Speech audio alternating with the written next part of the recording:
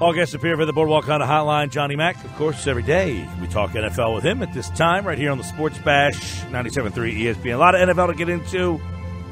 Latest on Odell Beckham and all of his antics. We'll get into that.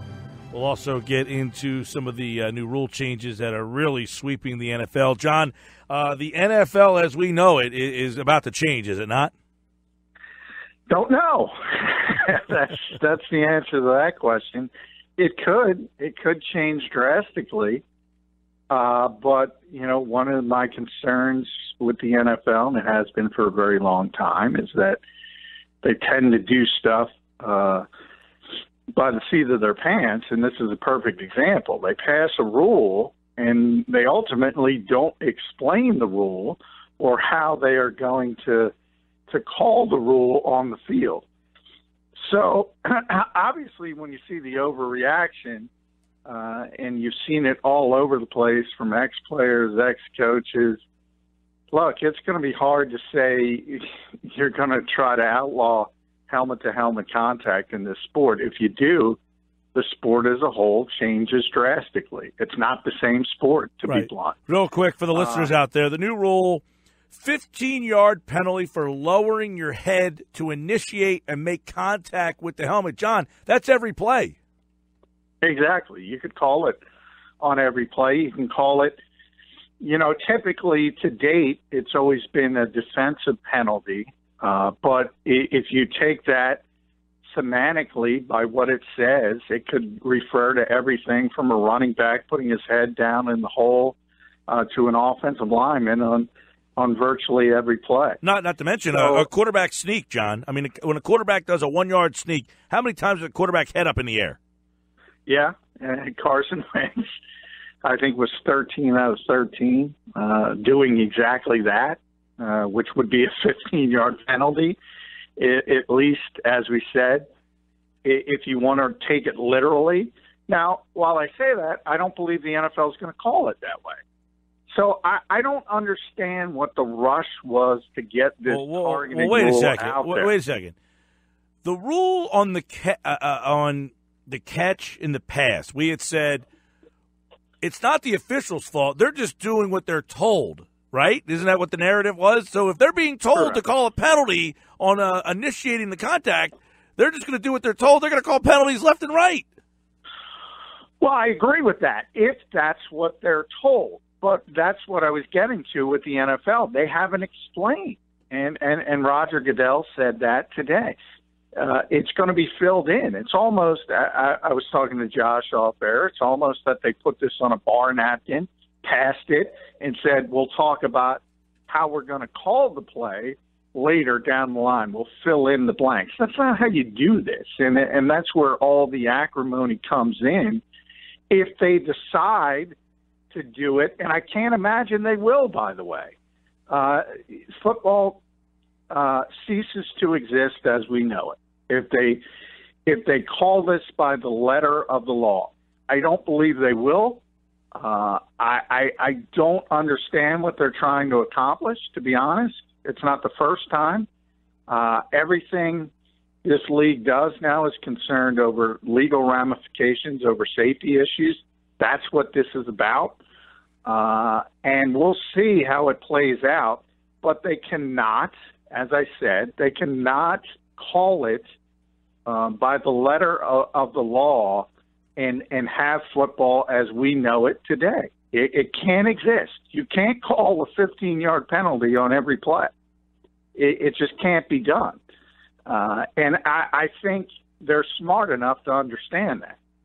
Yeah, I agree, John. And then when you look at this a little deeper, you're kind of putting the game more with the referees. I mean, it's already tough enough watching a National Football League game where you see a flag every other play, or you're watching a defensive series and you feel like that your team is having a good series until you see one little chippy play that shouldn't really be called, but there's a flag thrown. And I think that this could be detrimental to the league, especially when you have the people that don't really want to watch the NFL anymore because they feel like you're watching the referees.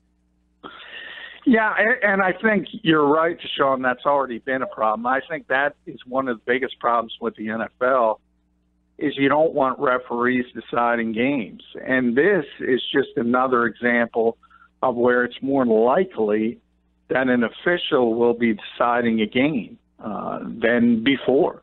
So I don't like the rule. I mean, if that's not obvious. Doesn't seem like a lot of the players like it either, John. No. And you know, but that's the biggest issue because players, and I've said this a lot, there's a difference from being a 22-year-old and a 50-year-old. And a 22-year-old who's playing in the NFL understands what he signed up for. They understand this is a dangerous game. We can all, or we should all, be able to stipulate that. And if you're an adult, and if you do the cost-benefit analysis and the risk-reward thing, and you decide to play this game, well, you could be injured.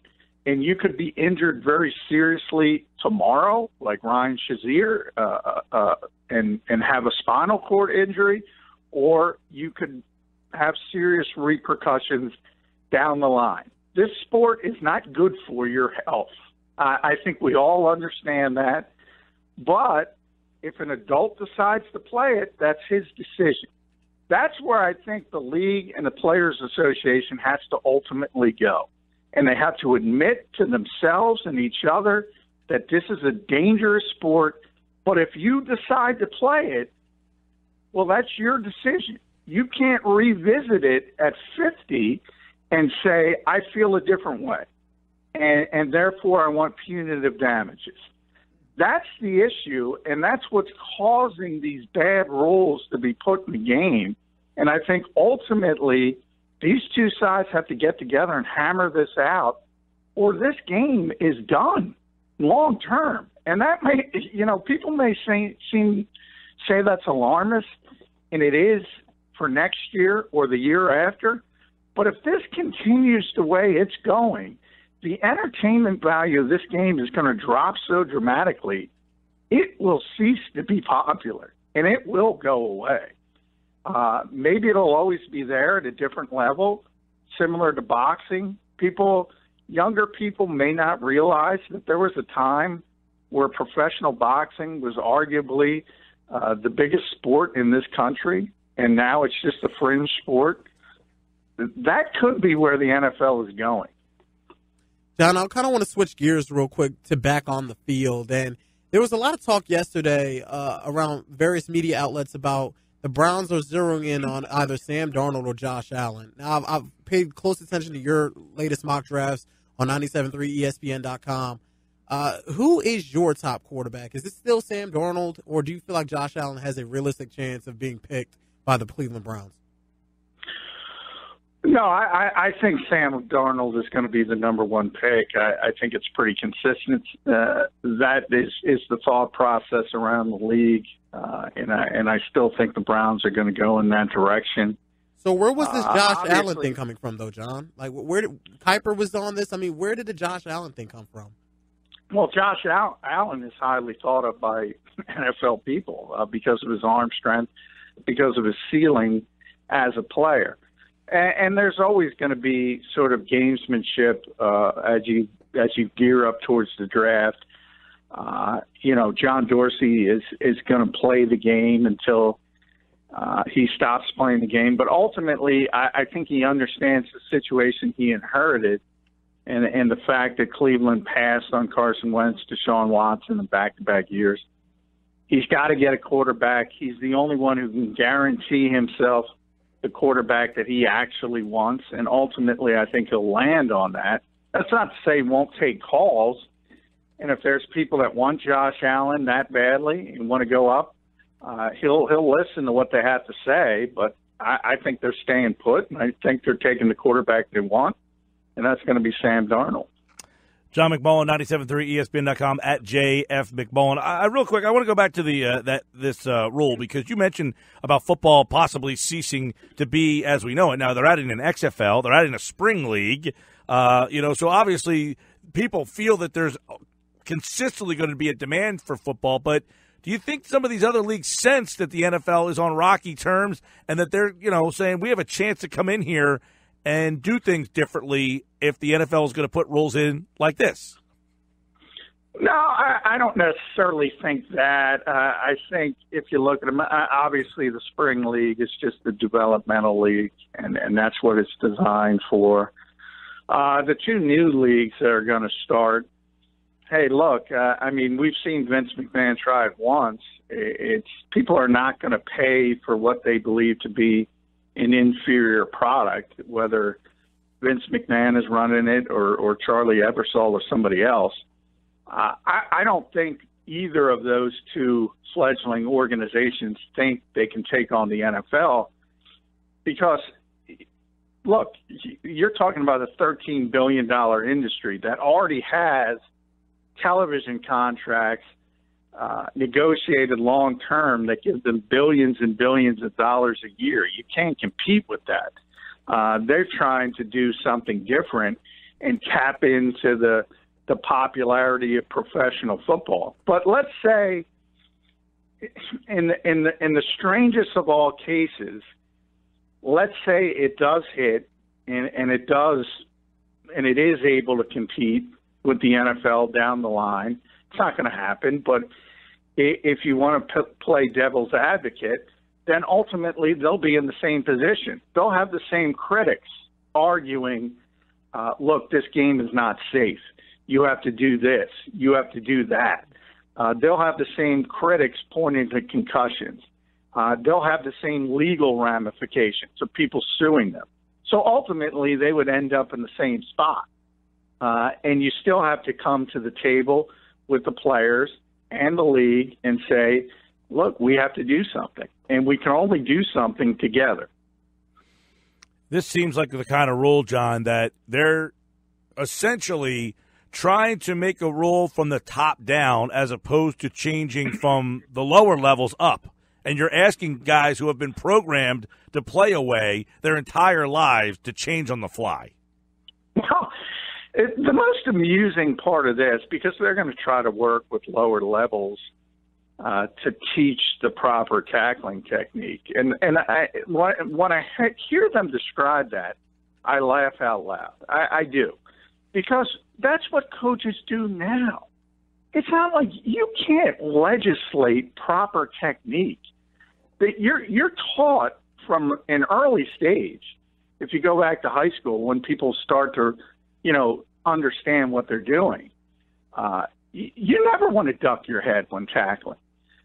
You want to keep your head up because the injury is going to come to you just as likely as it is to the other player if you start ducking your head. Everybody teaches proper technique.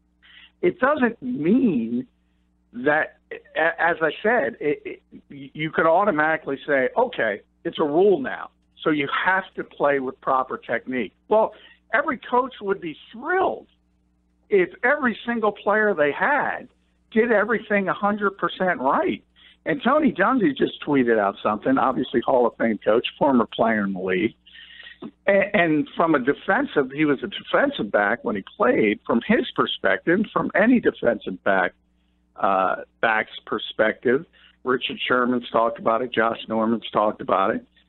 These guys are running 4.3s and 4.4s and making plays in real speed, and you're telling them they have to not lead with the helmet. Right. And perhaps they are leading with the shoulder. Well, how many times have we seen the helmet-to-helmet call where it's, a guy, he started at one angle, the player kind of moved from standing upright to then trying to kind of cover the ball up and lowered himself, and then they call helmet-to-helmet. Exactly. And that's what Tony was saying. You can't go 100 miles an hour and all of a sudden the offensive player dips at the last second, and you're expected to move and not go helmet to helmet. It's unrealistic. Right. The current rule is unrealistic for defensive players. This rule that expands it, again, we'll see how it's actually legislated on the field. Ultimately, I think it's designed for sort of public consumption. It's designed for public relations to say, look, we've banned this. And I don't think they're going to change it as drastically as they say or as drastically as people have reacted. And if they do, it's going to be a disaster. There's no other way to say it. John, other rules, permission for the command center to eject players, that's pretty significant. That someone who's not even in the play or in the building or may even have seen it live or in real time can say, you know what, that looks like something that you should throw that guy out for. Yeah. The dismay in your voice was well worth it. It really is, because I just mentioned this is a $13 billion league, and you have 32 different owners or ownership groups that have worth billions of dollars. So they're not dumb people. So I hesitate to always use that term, dumb. You don't get to that place in life by doing dumb things.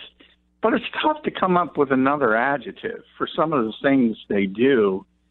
And we saw the issue with replay this year and Al Riveron and the change from Dean Blandino and him really not taking the indisputable evidence standard the same way as Dean did. And people had a problem with it.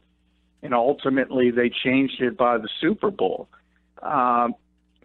It's when you're going to go and sort of over legislate, and that's a term I've used a lot with this league, and they don't recognize it. They do not recognize that this game is already over legislated, and they keep going down the same path and just creating more and more minutia. It's almost like the government, which, constantly puts out new regulations. And instead of streamlining and making things simpler, it goes the opposite direction. And football, remember, they're trying to export this game out of this country. I don't know how you do that, because no one who grows up with this game, and no other country in the world does, can understand it, because it's too over-legislated. If you watch somebody play basketball, you understand it. If you watch somebody play soccer, you understand it. It's not the same with football. And they keep going down the same wormhole, and it's astonishing to me. John, a couple other quick rules that we want to dive into before we jump into some of the other on-the-field stuff. Permanent touchback at the 25-yard line for kickoffs, which would basically eliminate the kickoff, right?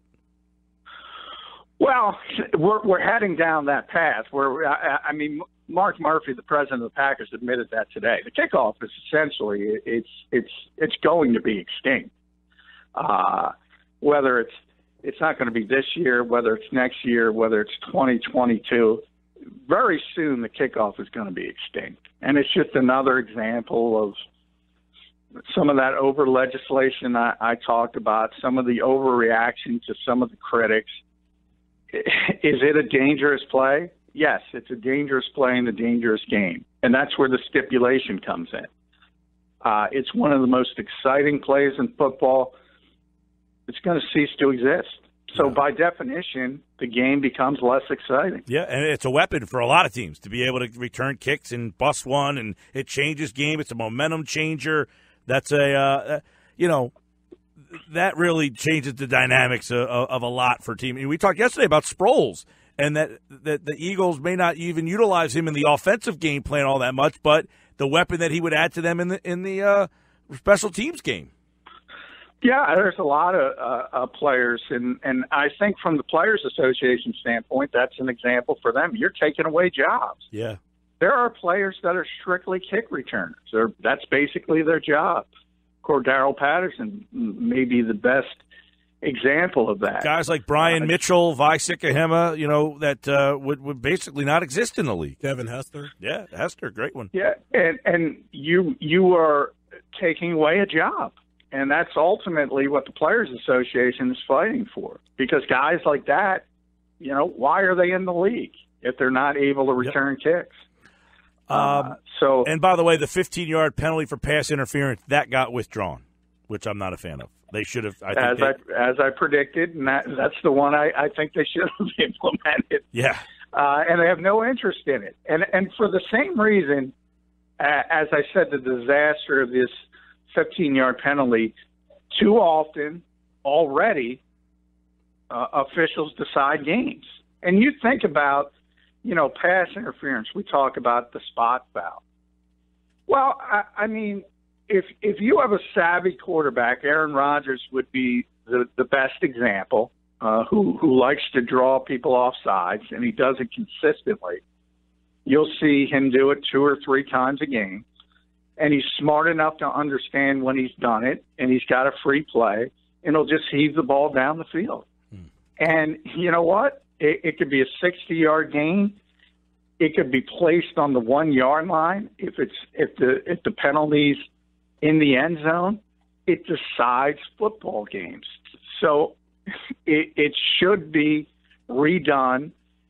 It should be limited either to a 15-yard penalty or at least half the distance. And then you add in for egregious sort of clear path fouls, as we described the NBA and the way they do it. Then you say, okay, we're going to give you a spot foul. But there's too many of those examples of teams getting free yardage and essentially officials deciding games. Adam Schefter reporting the Giants asking for at least 2 first-round picks in a potential Odell Beckham trade. The Giants said they're not shopping them. Yeah, they're shopping them. And they're not going to get 2 first-round picks. I think they'll get a first-round pick and ultimately probably another 3rd or 4th. Too much off-the-field baggage, too much on-the-field baggage. People talk about the off-the-field stuff for Odell. I mean, on the field, talent is beyond reproach. We all know that, but he's blown up so many times, especially when he gets out physical at the line of scrimmage. He loses his cool. You got penalties from that perspective. I think the Giants are frustrated and they want to get out of the OBJ business. The fact of the matter is, when you look at Odell Beckham, the guy's great, but that position, as the Eagles have just shown, and many others, it's not just the Eagles here. There's not a lot of star wide receivers that lead their team to a Super Bowl. No, you're at the mercy of the quarterback. Let's be honest. We talk all the time about the value of positions. Well, there's a reason. I have quarterbacks going 1, 2, 3 in the draft. I think ultimately that's how it's going to go this year. I think you're going to see 4 in the top 5 picks. They're not the 4 of the top 5 best prospects. It's just the value of the position. And then when you go down from there, what the NFL decision makers value, you go to pass rusher, you go to corner, you go to many things, offensive lineman, offensive tackle, before you get to wide receiver. It's not as bad as running back in the modern game, but the value is just not there. And you got a guy, remember, Odell Beckham before said he wanted to be the highest paid player in football. Not the highest paid receiver, the highest paid player. Well, you don't understand how this game works. Quarterbacks get paid the most. That's just the way it is, and that's the way it's going to remain. And then you do some of the off-the-field stuff you've been doing. It's just you're not going to get that kind of contract, and I think the Giants are just frustrated. John, when it's all said and done, A, do you think Odell Beckham Jr. will be traded this offseason? And B, if he is, do you see maybe 2 or 3 teams realistically that not only have the draft ammo that would actually pull the trigger on a deal? I do think he will be traded, and ultimately it'll probably be a team like the Rams, who have kind of intimated they're interested already. They're obviously going all in by some of their moves in free agency and the trade market. They believe they're a significant Super Bowl contender. I don't necessarily think they're wrong. And then you look at the Rams. I think the Rams are 23. That's what you're going to be talking about. You're going to be talking about 23rd pick and maybe a 3rd rounder, maybe a 4th rounder. That's the value he's going to have. So you don't see a team like Cleveland with all that, speculation going out there, getting involved in the sweepstakes? No, Cleveland's not giving up the 4th pick for Odell Beckham. remember, the thing about trades that nobody takes into account, and it's bizarre to me, is not only, and I say this all the time with Nick Foles, not only do you have to give up this significant compensation, you also have to pay the player. And we've already talked about OBJ and what he's wanted. He wants to be the highest paid player in football. I think he's given up on that. I think his agent has sent him straight. But he certainly wants to be the highest paid receiver in football. So you have to give up the fourth pick in the draft where you can get a Bradley Chubb or a Saquon Barkley most likely.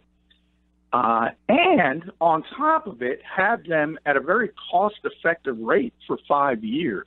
That's what you're giving up for Odell Beckham and the right to pay him more money than any receiver in this league. John Dorsey's not that dumb. Yeah, I mean, I totally agree with you, John. I mean, the only reason I threw Cleveland out is because they do have, I think, like 3 second-round picks or something like that, maybe at a lower price. They could get involved, and just because of the fact that the Giants may not want to trade him in their own conference. No, well, I think the Giants kind of realize that they're not ready to compete, and that's part of what's going on. Their rebuild, that's another reason why I think they're interested in trading him, because they're just not ready to win right now. So I don't think the in-conference thing is as serious as it would be if they thought they were going to be a contender. And I do think they can get more than second-round picks. So, yeah, I mean, I think the Browns would be interested if that's all they had to give up were second-round picks. But I do think ultimately they will be able to get a first-round pick just later, and again, probably another pick, whether it's early third day or something of that nature. And, you know, the interesting thing is the Giants at the top of the draft, you know, there's been speculation if they keep Eli, do they take a quarterback, do they go for a guy like Barkley? But they're going to bring in a young quarterback and have him deal with Odell Beckham. You know what I'm saying? Like, they have to – can you imagine bringing that rookie quarterback in and then Beckham being in his ear constantly? Yeah, it's not what you want. And that certainly plays a part in it. And, you know, I just go to what Pat Shurmur, you know, you could tell when he talked at the league meetings. I mean, he just had no interest at all in discussing Odell Beckham. And it's pretty evident the head coach doesn't want him. So, you know, Dave Gettleman's not going to come out and say right, it's a fire sale. But I think it's pretty evident they want to move on. Johnny Mac's got more at JF McMullen. He's always tweeting NFL. And, of course, on our website, 97.3ESPN.com. He appeared via the Boardwalk on the Hotline. Thanks, pal. Thank you, guys.